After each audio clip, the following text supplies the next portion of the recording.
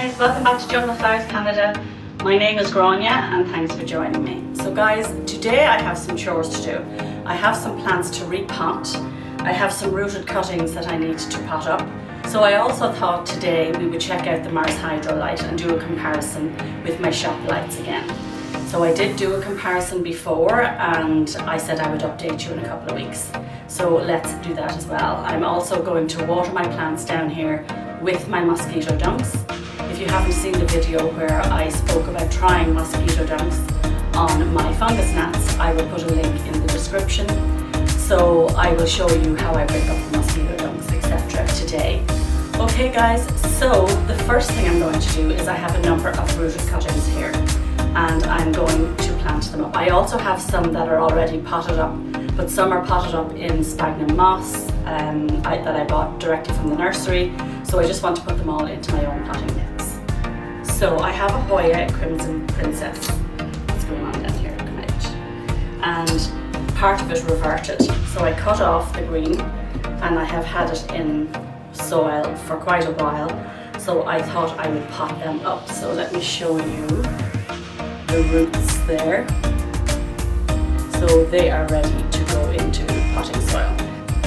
I also have, I actually didn't even check the roots on these. I also have a Philodendron Brazil. Oh yeah, there's some roots on that as well. So I'm going to pot them up. And then the other one that's a rooted cutting, which I'm excited about, is my beautiful Monstera deliciosa. So this was a really big plant that I had. You see the roots there.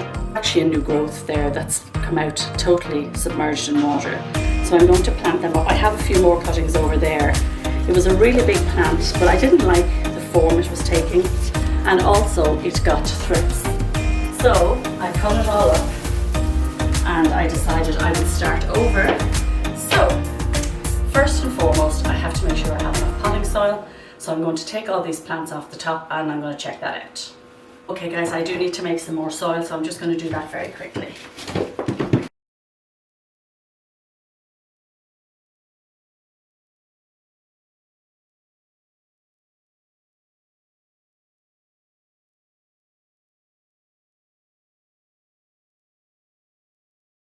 So first up guys, I'm going to pot up the Hoya. So let's put you in here.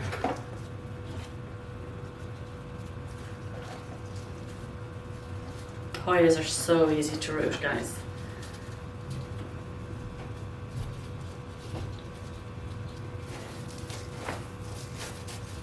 So all the plants that I'm potting up, I'm going to water with Super Thrive. It's great for newly planted plants. Let's get this baby. What end is up on this?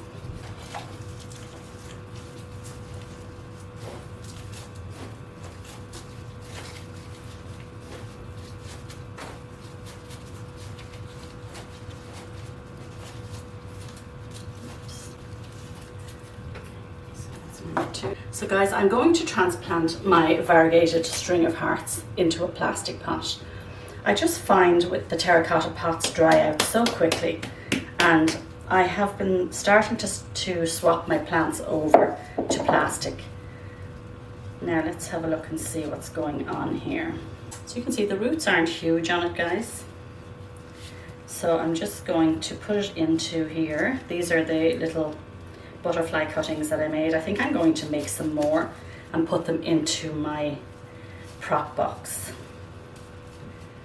I might actually do that today, but you can see there aren't very many strands on there and I would like it to be thicker.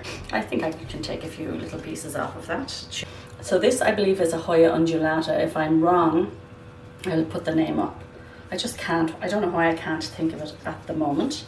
So this is in sphagnum moss and it looks like some bark. So I got this from Kim's Nature, guys. It's really beautiful. It was $29.99 and you can see it's on a little trellis, which I have now disturbed. But I just wanted to put it, so you see how dry it is. I know they like to be dry, but I'm not a heavy waterer. So I prefer my plants in soil. Now I'm just going to put this sphagnum moss back in here and just reuse it, mix it through my mix.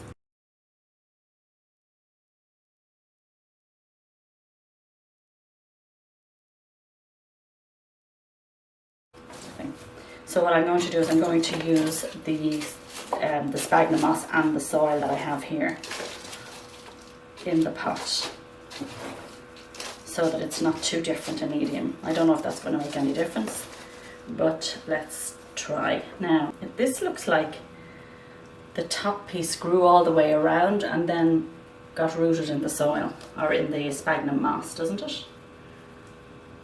So I'm thinking what I might do is I might make a little cut here, so that then I have two cuttings, because that's definitely the top piece just got rerouted in the bottom. So let me get my scissors. Can you see? So this looks like it's the tip of the Hoya, and it looks like it went into the sphagnum and it started rooting also.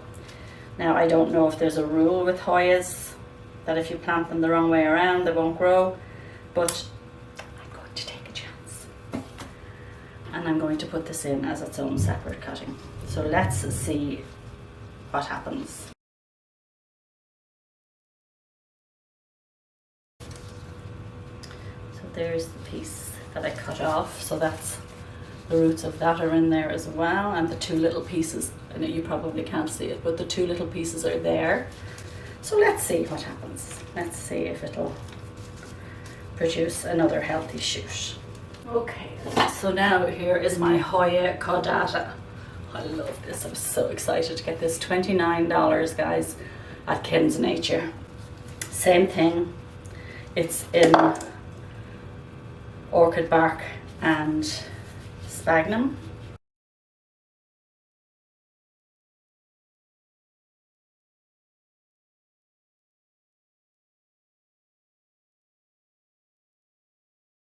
Okay, I don't want to try anymore. So, same deal.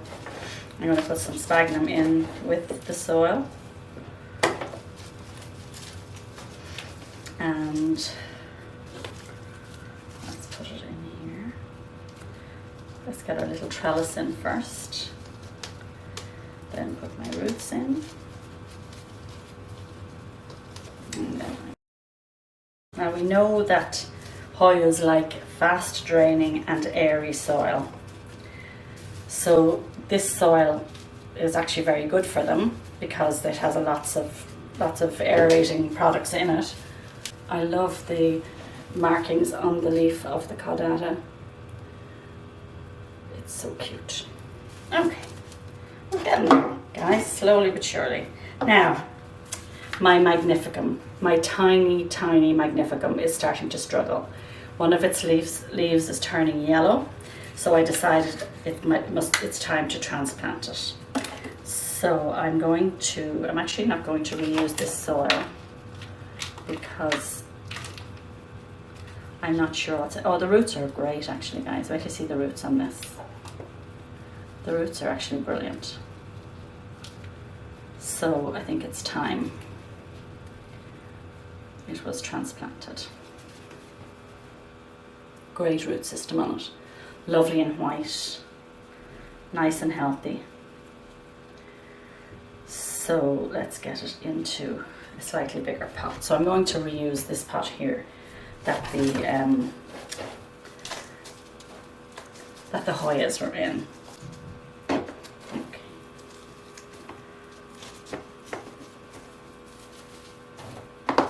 Oops.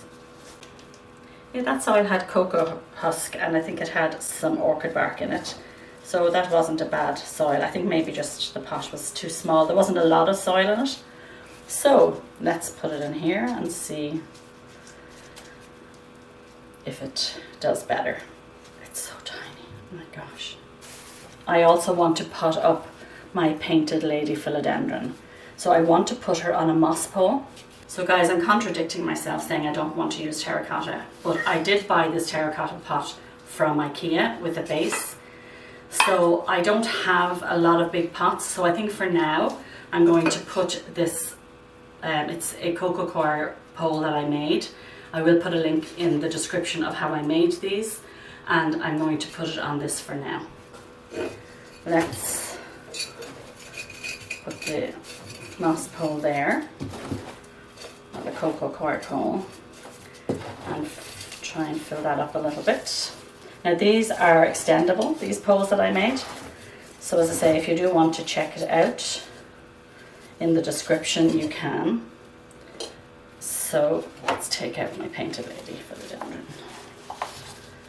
Oh, look at the beautiful roots on her. I'm going to show you. So she's doing very well. She has lovely roots there. So this is my own soil, so I'm going to just reuse it. So let's put her in here, like so that I can attach her to my pole.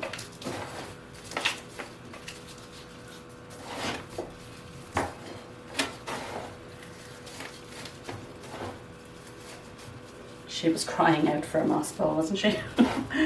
Look at the growth on her. And then when she outgrows this, which probably won't take too long, I will just put another one on top. I'll be able to extend it. Okay, so just let's firm it up there. And there we have the painted lady. I do have the Velcro strips upstairs, so I will tie her up to this. And I'm sure she will do much better. Okay, so let's look. I have other cuttings under here, so I'm going to go through them and I'm going to pick the best ones for now. Okay, I also have these rooting. So let's have a look at the roots on these ones. Again, beautiful roots, guys. And let's try this one. Anything doing here? So nothing much happening on these, so I'll change the water. But look at that, has a new shoot as well. So adorable. Okay, so I think I will just put that one back into fresh water. So this isn't a very big pot to be starting these off in, but I just don't have anything bigger for the moment. I need to, and of course all the garden centres, I usually buy them at my local Vandermeer nurseries.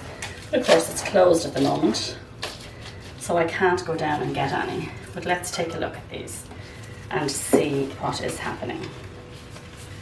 So this one for sure. You can see, look, and there's already a new shoot coming out of that.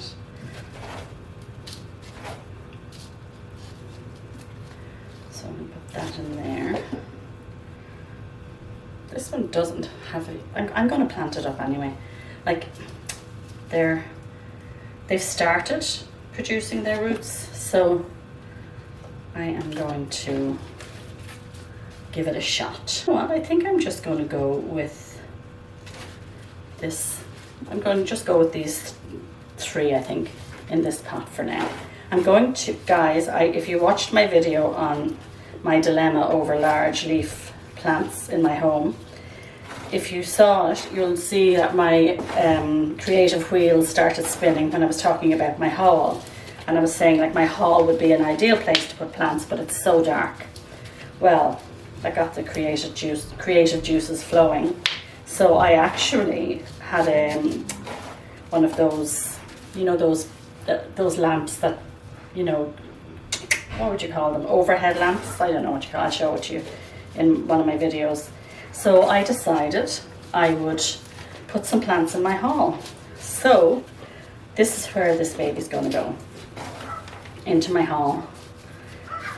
It'll be just under a grow light. It won't have any natural light because my haul gets little to no natural light. But I'm hoping that it will do okay. So let's get this established. And then as it gets older, we can put it on a moss pole. Guess who's standing behind the camera? Kieran. I should have sat down for that. But anyway, there we go, guys. Planted up. I think that will be nice. And then I will plant these ones up in separate pots. And I put them back under my grow lights, these ones, and I'll come back and check on them later.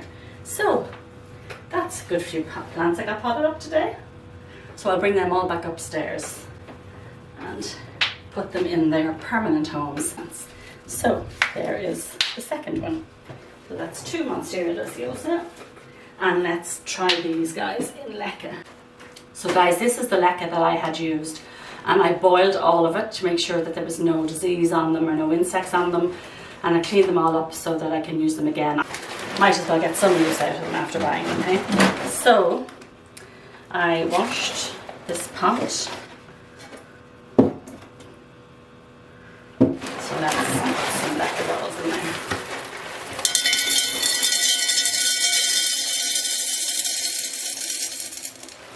Okay.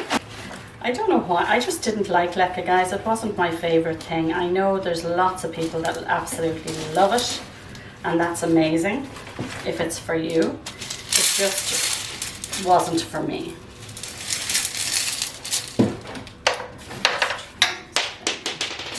I'm making a right mess, aren't I? Okay.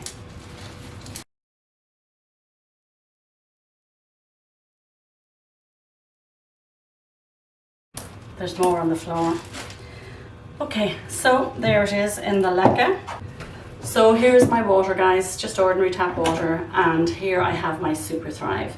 So I'm going to put a tiny piece of Super Thrive in, and that's what I'm going to use in the lekker as well, and I'm going to water all the new plants that I just potted up. What I usually do is I put it on the lid and pop it in. You just need the tiniest drop. Okay, give that a little shake, and let's put some water in here.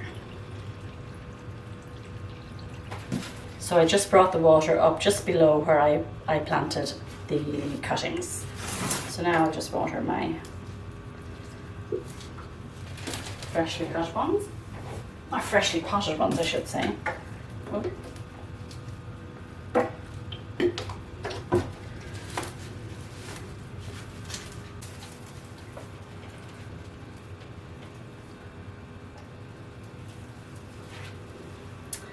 Okay, I'm going to get a tray to bring these all upstairs.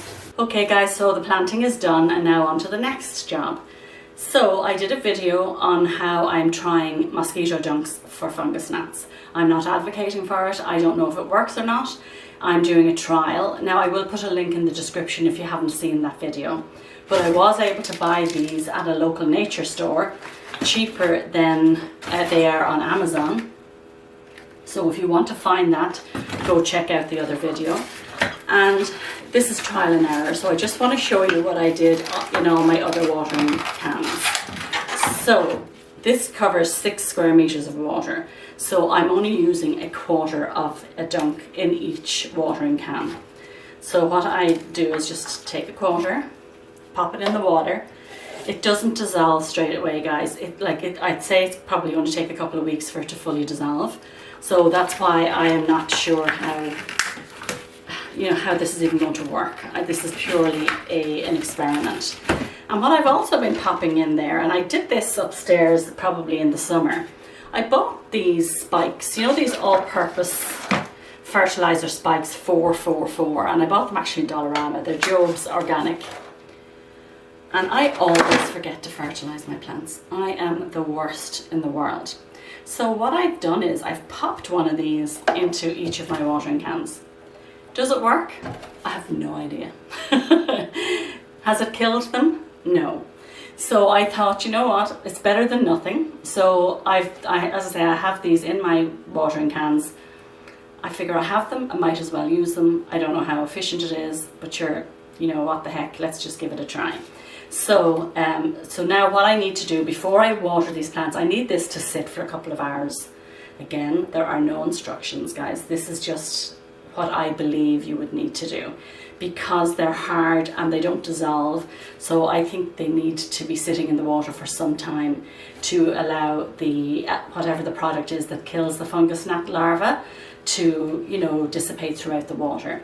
So I have just done this now, and I will come back down probably this evening before I go to bed, and I will water all the plants here. So basically every plant in the house now after these are done will have been watered with mosquito dunks. Fingers crossed this is going to get rid of those fungus gnats. They're driving me crazy. Not as bad down here anymore, thank goodness, but I'm hoping that this will be the final nail in their coffin because I'm fed up with them. Okay, here we are, guys. You can see I have a humidifier going. That goes all the time, day and night.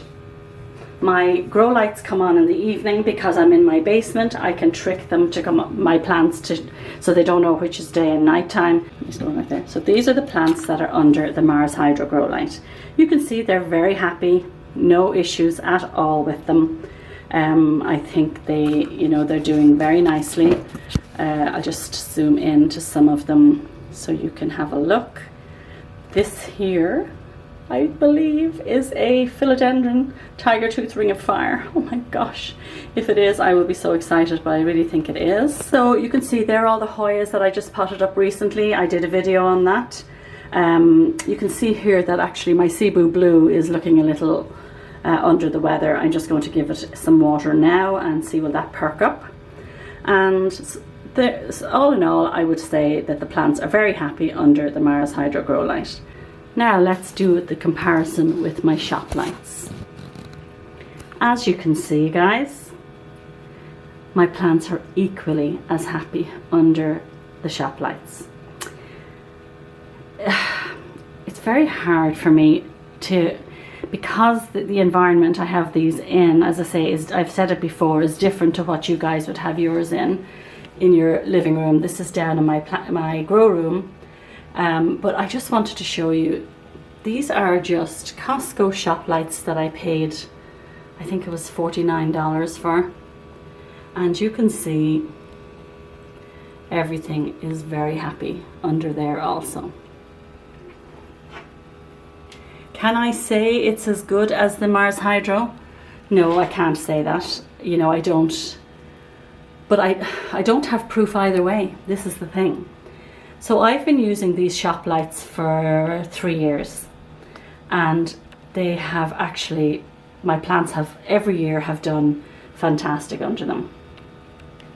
So with that being said, as I say, I can't 100% say to you that the Mars Hydro is like 100 times better than the shop lights. It's not. You can see these are very happy.